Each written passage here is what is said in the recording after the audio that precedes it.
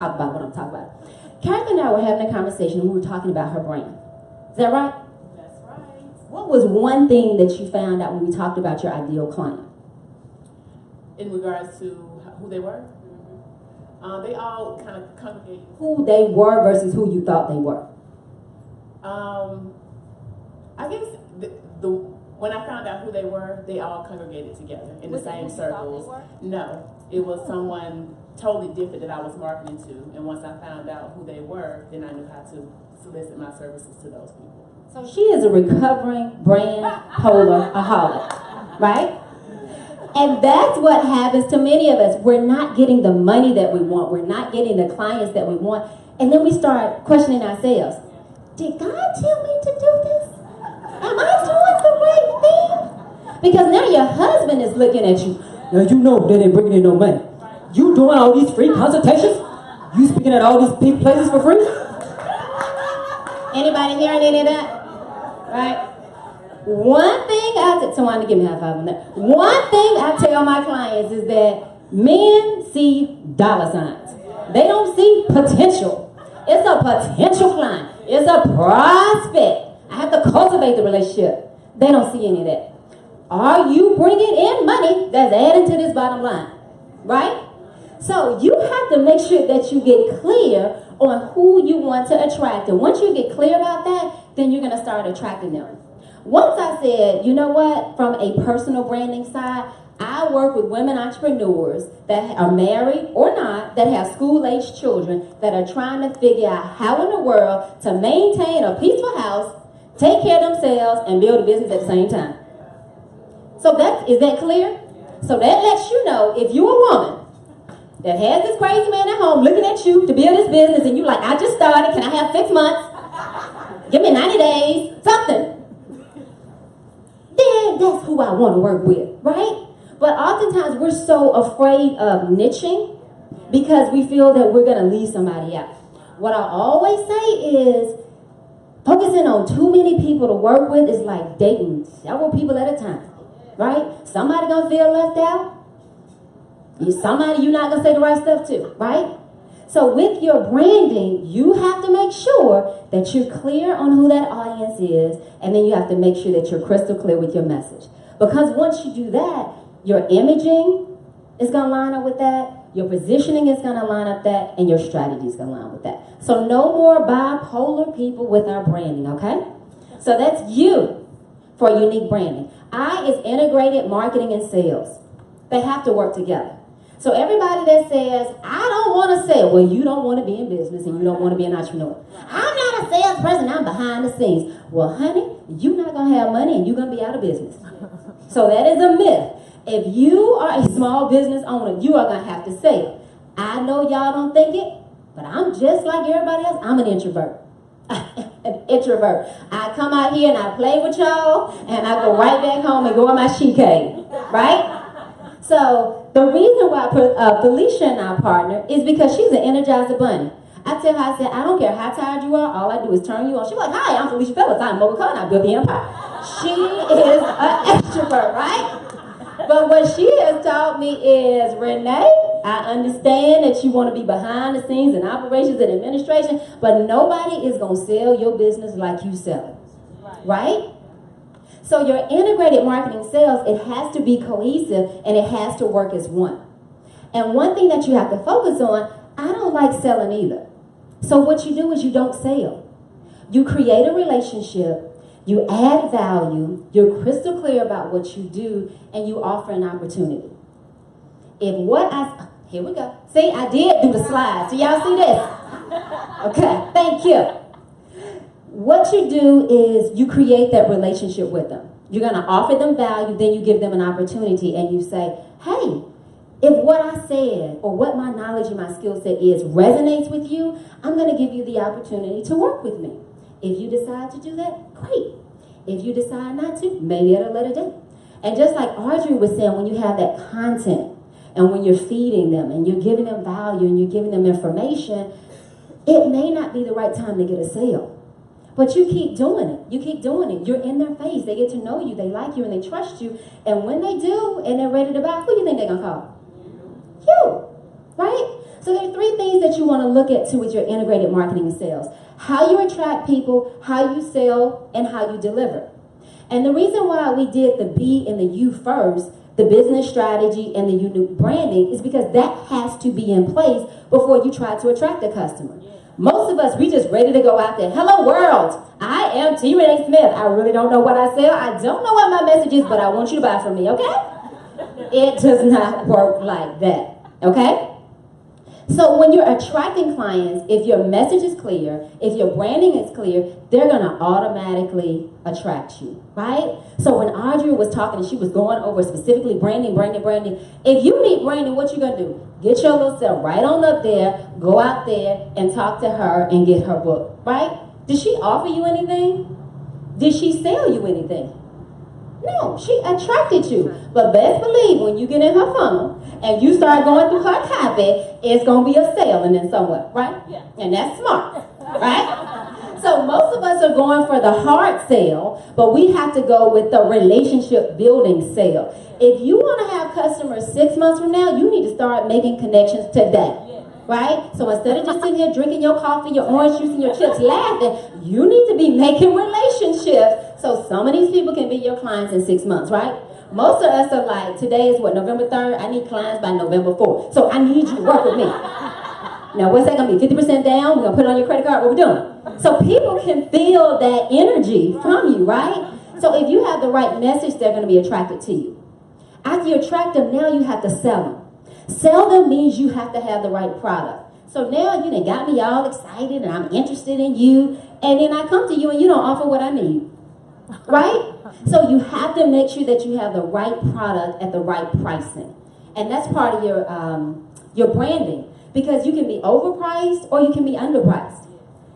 Have you all seen people that they talk about all the experience and everything that they have and they're like, that'll be $19.99.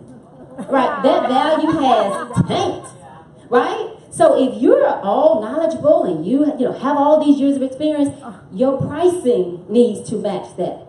Now, on the other end, if you just started your business 2 days ago, you don't have any experience, you don't need to be trying to charge people $25,000. You got online, got excited because you saw somebody else doing it and you thought you could do it. You better stop it.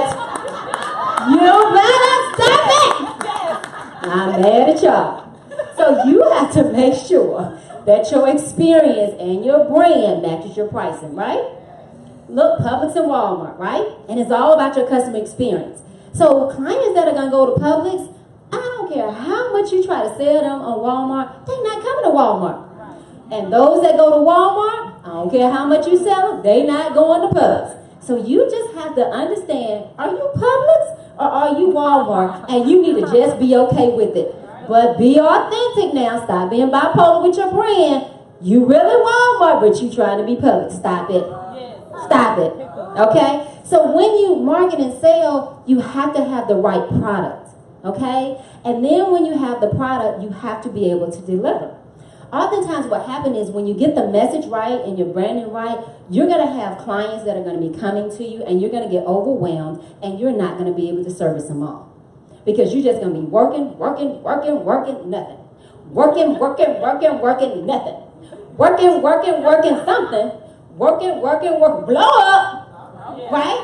And so when you get to that blow up stage, that's when you have to make sure that you're delivering. That's when you're going to have to bring on strategic partners. And so you have to start early cultivating those relationships. So when you do get to the point where you aren't able to service, that you will have somebody and it's a seamless process. Right? So I is integrated marketing and sales. You have to make sure that you attract by having the right message. You have to make sure that you have the right product. And then you have to make sure that you deliver. Leverage systems. A solopreneur and an entrepreneur is the business. A small business owner owns and runs the business. There's a difference. If you're a solopreneur or an entrepreneur, this is just my terminology for it. The business revolves around you. If you don't work, you don't eat. If you want to take a day off, nothing gets done. If you need to leave early, it shuts down, right? So if you're really looking to scale and grow a business, whether this is a hobby or whether you're doing a business and you want to go to the next level, you have to create systems. I used to often say, I wish I could clone myself. I'm a clone a wife for my husband. I'm a clone a mother for my children, and clone a business person, right? Because after a long day of work, my husband looks at me, give me that little look. He ready for the marriage ministry. He ready for the marriage ministry. Now, how many of y'all know if I didn't pour it out to y'all all day, I don't feel like pouring out no more. And I had little AJ, mommy, I'm hungry. What we gonna eat? Right? So you have to have systems in place, not just for your business, but you have to have systems in place for your life. Right? It's a smooth running machine. Like when we saw Michelle Obama, we're like, oh my God, she just does it all. She is just great and wonderful. And Michelle was like, now hold on, don't get it twisted. I have a team. Right. I have a team. I have systems in place, right? So in order to grow that empire, right? In order to expand as a mogul, not stay a mini mogul, but be like a full-grown woman mogul, you have to have systems in place. And system stands for save yourself time, energy, and money. Hello? Now, I didn't come up with that, so don't credit that to me, but go ahead and take that for yourself. Save yourself time, energy, and money. What a systems is, you have a documented process of the way that you do everything. The way you do marketing, the way you do prospecting, the way that you service your clients, the way that you do your accounting, the way that you hire people, your expectation levels that you have for strategic partners that you work with. Everything is documented and you do it the same way every time. And the reason why you do that is so that you can figure out what's not working, so that you can change it. And then if you find something that's working, then you continue doing it. So a lot of times we start doing something and we start getting results, and then we switch and go do something else. Why do we do that? I'm tired of working with these kind of clients. I'm tired of doing. Is it working? Are you making money? Is it a proven system in place? Once you get that, then you'll be able to grow. So some key systems that you need to make sure that you have is, when we talked about the sales, a lot of us have so much money in our phone, right? We meet people, we get business cards, let me text you, let me call you, and you never follow up with anybody. Don't follow with it. It's money sitting right there on the table. I was working with one of my clients, and she had like 7 proposals to get out. And she was like, well, I'm going to work on my marketing. Well, wait a minute. Did you say you have 7 proposals to get out? I said, what's the likelihood of them closing? She said, probably about 80 to 90%. Right? So what do you think you should have been doing? Working on those proposals, right? So a lot of times you have money right within your own network, but you have no system in place. So you should have a system. When I go to MobileCon, I'm going to get business cards, I'm going to scan them in, I'm going to immediately send them a follow-up. 2 days later, I'm going to call them. 5 days later, if I haven't gotten to them, I'll send another email. You have a system. So now anybody that you bring in, you have a system, and they're doing exactly the same thing, right? Make sense? Same thing with your marketing. It has to be consistent. If we wake up one day and want to do a Facebook Live, we're going to do it. If we wake up and we tired, then we're not going to do it. So just as funny as we are about doing that, that's just as funny as your money going to be. Right? Okay? So be funny with your marketing if you want to and see what happens. So you have to consistently say, okay, on Monday, Wednesday, Friday, I'm going to reach out to my connections via social media. On Tuesday, I'm going to attend a networking event. And on Thursday, I'm going to do follow-up calls. Whatever your system is, you just need to make sure that you have it in place. Same thing with accounting. I had another client, she had like over $20,000 past due. What? Because she didn't have an invoicing system. She did not invoice her clients. Who does that? Right? So even with your accounting, you have to set up, okay, on the first of the month, I'm going to pay bills. On the 5th of the month, I'm going to do invoicing. Whatever the case is, when you have that system in place, that's how you're building your empire, okay? So creating systems is very simple. You sit down and you look at all the tasks that you're doing, right? Anything that recurs over and over and over again. And you decide, do I need to systemize it? Do I need to automate it? Or do I need to delegate it? Right? You don't have to do everything. You don't have to be everything to everybody. But most times we are, because there's no system in place. So when something comes up, we're figuring it out on the fly. Right? Y'all know y'all been on phones with a client and you've been talking to them and you just coming up stuff off the top of your head, right? Or you've been in a meeting talking to a client, you're like, yep, I got that for you. And you going back looking at your computer talking, so why the heck did I tell them that I can do that? I really can't do that. I just wanted the money. When you have a system in place, you know specifically what you can do, what is out your wheelhouse, and what you can partner with, right? So you got to make sure that you have your systems in place. This is for everybody that's in here. Decisive delegation. Most entrepreneurs are controlling. Anybody in here controlling? I want my hands in it. I want to touch it. And if I don't do it myself, it is not done right. I've hired people before to do something and they didn't do it right, and I had to go back and do it again. I was just wasting money. Is that y'all? So the myth about delegating is that you can't give it away to anybody because you're the only one that can do it right. That's a myth.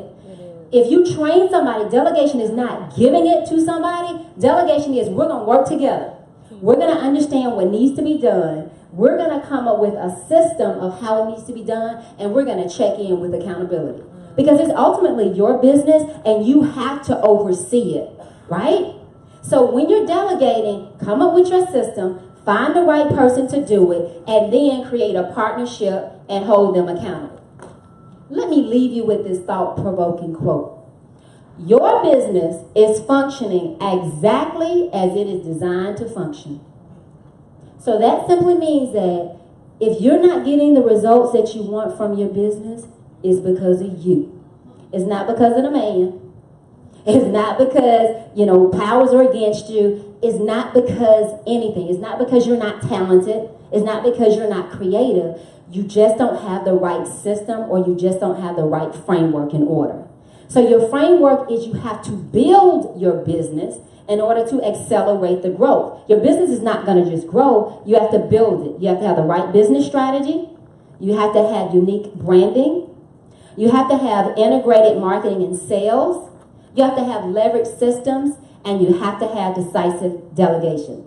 Thank you, ladies. I'm T. Renee Smith. I work with women entrepreneurs to help them accelerate the growth of their business. Thank you.